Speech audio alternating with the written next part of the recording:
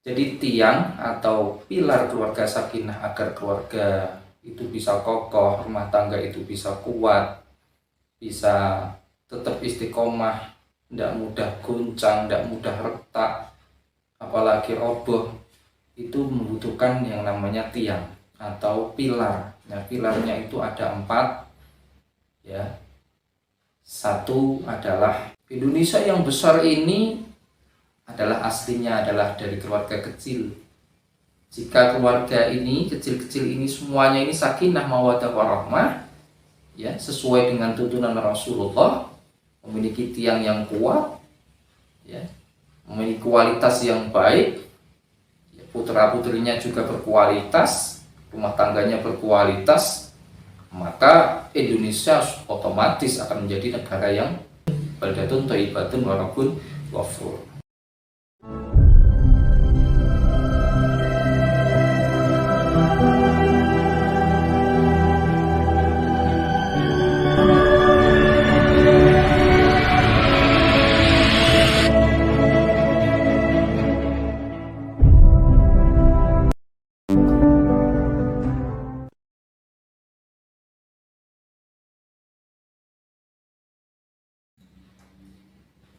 Jadi gini ya, untuk kunci keluarga bahagia, ya, kunci keluarga sakinah, mawaddah warahmah, itu ya gampang saja.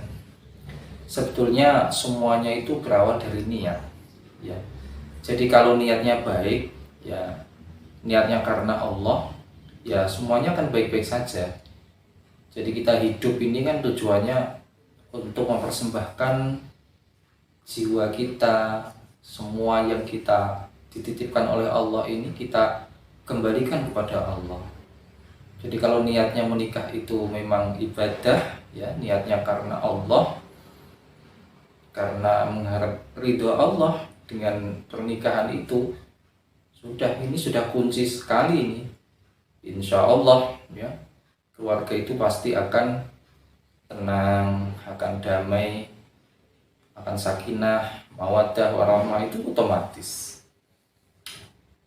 Kalau penjabarannya masalah kunci keluarga sakinah, mawaddah warahmah itu, kalau diibaratkan bangunan itu membutuhkan yang namanya tiang.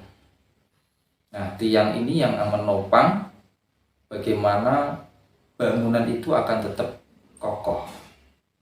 Ya, jadi disebut dengan istilah tiang atau pilar keluarga sakinah.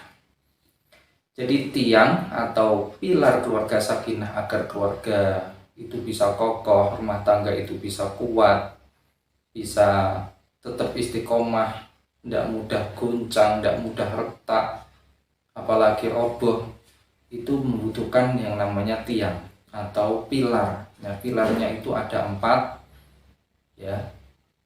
Satu adalah berpasangan. Jadi sebuah ikatan keluarga itu harus diawali dari yang namanya pasangan. Nah, pasangan ini, ya, namanya pasangan ini mesti beda. Kalau sama tidak pasangan namanya. Jadi pasangan itu kayak laki-laki dan perempuan itu kan beda, ya. Laki-laki perempuan itu beda. Ini bisa jadi pasangan, ya. Tidak harus sama. Kalau sama justru nggak bisa pasang nanti, ya. Kayak contoh baut itu kalau sama bentuknya ya nggak bisa masang.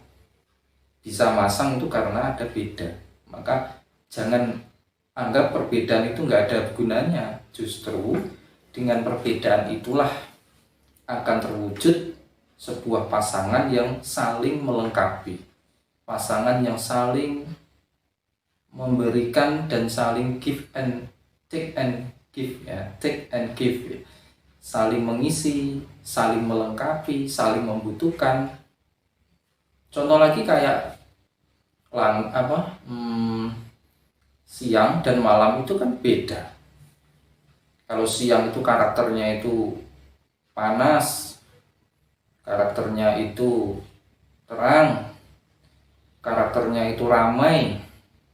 Nah, malam beda. Kalau malam itu malah sebaliknya, dia itu karakternya itu gelap, dingin, sunyi. Nah, beda ini. Tapi justru dengan perbedaan inilah akan saling melengkapi, tercipta sebuah harmoni. Jadi membawa kemaslahatan. Perempuan dan laki-laki itu juga beda. Ya, dari segi bentuknya beda, dari segi sifatnya beda, segi mentalnya beda. Maka pilar pertama adalah harus berpasangan, walaupun beda, yang penting satu. Yang penting itu bisa cocok, yang penting itu bisa saling melengkapi. Itu yang pertama. Yang kedua, tiang atau pilar agar rumah tangga ini tetap kokoh, ya. Jadi nggak boleh ya 4 tiang ini nggak ada satu, nggak boleh. Nanti kalau hilang satu bisa menjadi retak nanti. Berarti bangunan bisa menjadi retak atau mungkin bisa roboh. Ya. Yang kedua adalah janji kokoh atau janji suci. Kalau dalam Al-Quran disebutkan mitsaqon ghalidho. Ya, jadi janji kokoh, janji suci yang dilaksanakan ya dengan ijab kabul itu. Ini fase kedua. Ini nggak boleh terlewatkan ini. Ini tiang yang utama, ini tiang yang termasuk tidak bisa dihilangkan ini. Sebuah cinta itu tidak akan menemukan muara atau nggak akan bisa sampai pada yang dicintainya dengan baik itu tanpa ikatan ini. Jadi pernikahan yang sah menurut agama dan sah menurut hukum undang-undang itu adalah tiang yang kedua. Dengan ini, dengan ikatan suci ini, dengan ikatan kokoh ini yang disebutkan dalam Al-Quran mitsaqon ghalidho itu, cinta itu bisa sampai. Jadi cinta itu sebesar apapun cinta, sedalam apapun cinta itu kalau tidak melewati yang namanya pernikahan itu akan menjadikan cinta itu nanti akan menjadi tidak baik, akan mungkin bahkan menjadi dosa. Ya, tapi kalau cinta itu kemudian disalurkan setelah adanya ijab kabul, setelah adanya pernikahan, maka cinta itu akan menemukan kebahagiaannya. Cinta itu akan menemukan arti sesungguhnya. Yang dulunya bisa berpotensi dosa, bisa berpotensi maksiat, dengan adanya ijab kabul pernikahan, cinta itu walaupun bagaimanapun bentuk manifestasinya, aplikasinya, semuanya akan bernilai ibadah. Ini yang penting ya. Semuanya akan berubah total.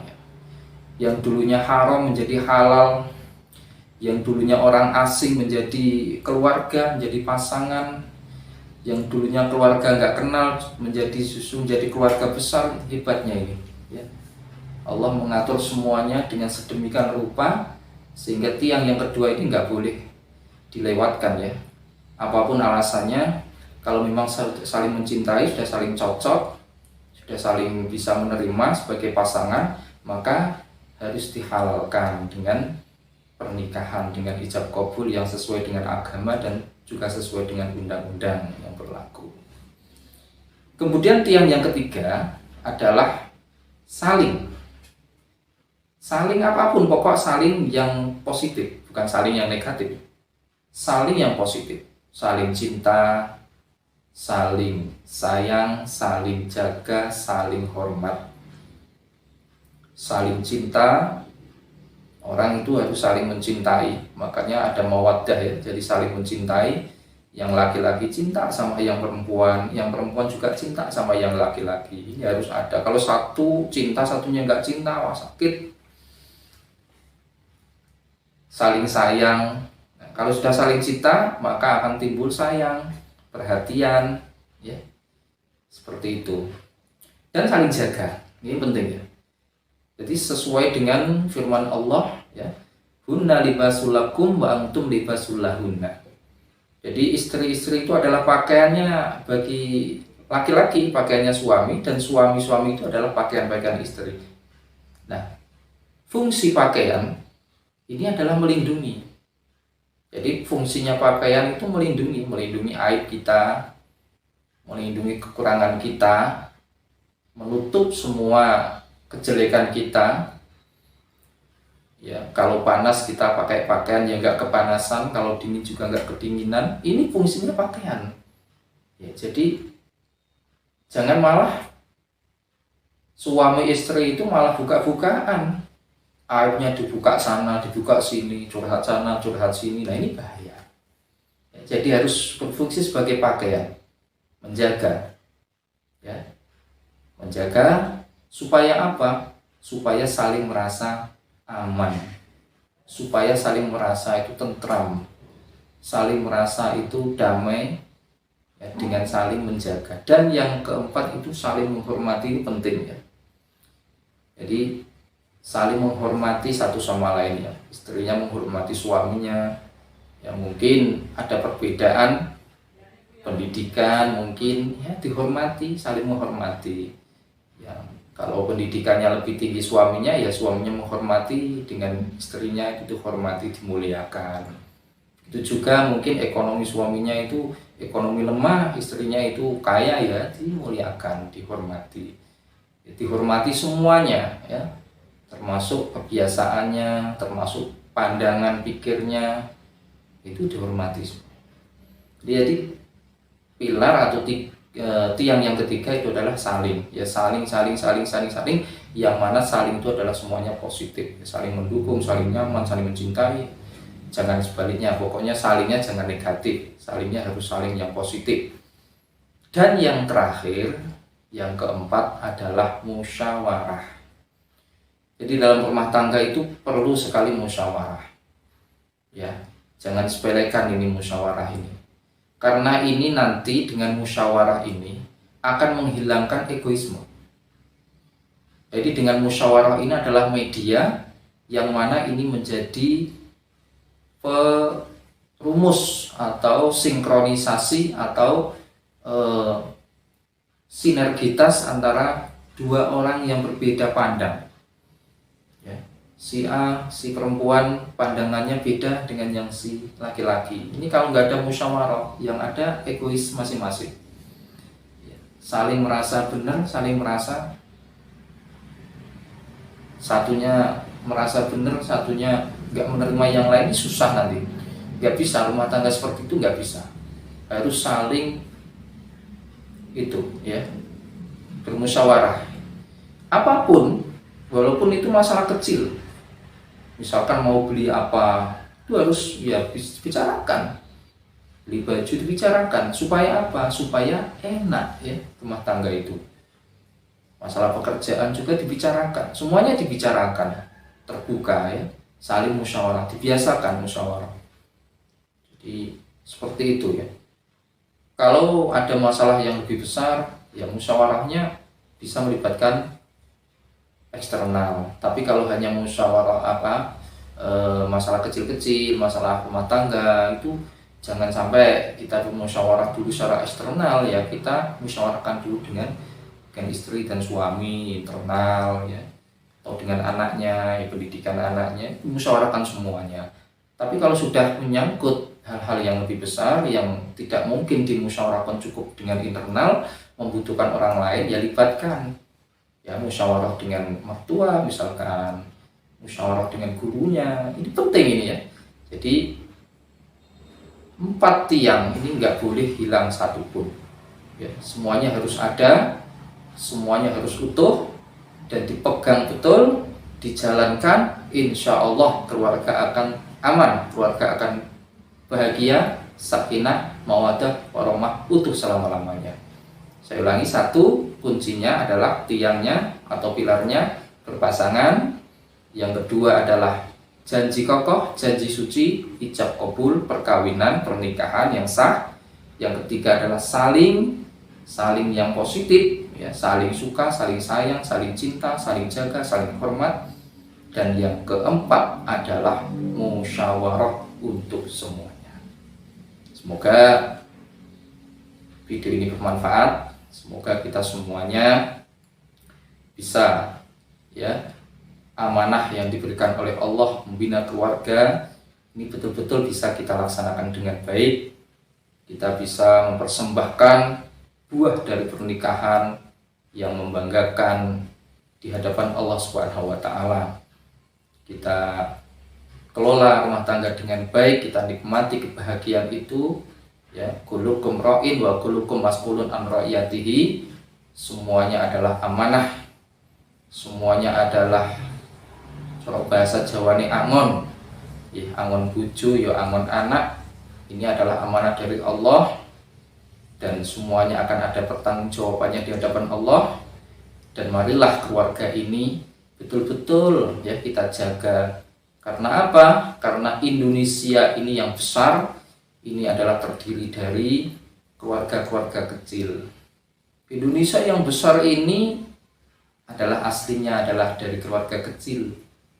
Jika keluarga ini kecil-kecil ini semuanya ini sakinah mawaddah warahmah, ya, sesuai dengan tuntunan Rasulullah, memiliki tiang yang kuat, ya, memiliki kualitas yang baik, ya, putra-putrinya juga berkualitas, rumah tangganya berkualitas, maka Indonesia otomatis akan menjadi negara yang datun thayyibatun wa rabbun ghafur.